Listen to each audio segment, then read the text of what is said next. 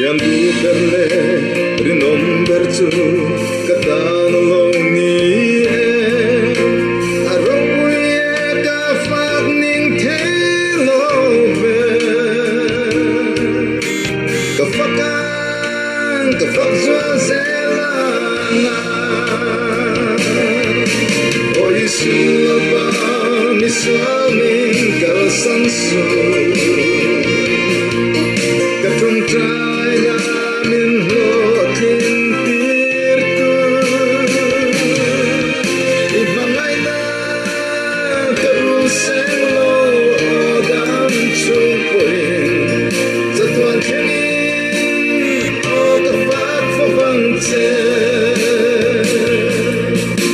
lâu ngáp na ka ong poin khamuan tu ka nei ta ropuye ka shil ning the lo ve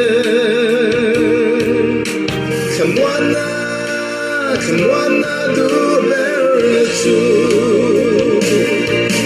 lim na lo na min pa tu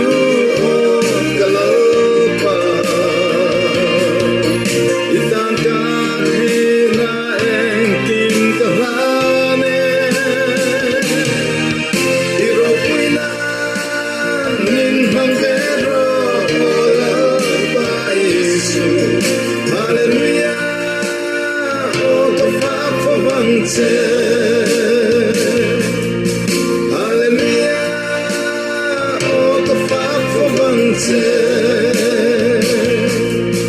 Hallelujah, oh the far for vante. Hallelujah, oh the far for vante.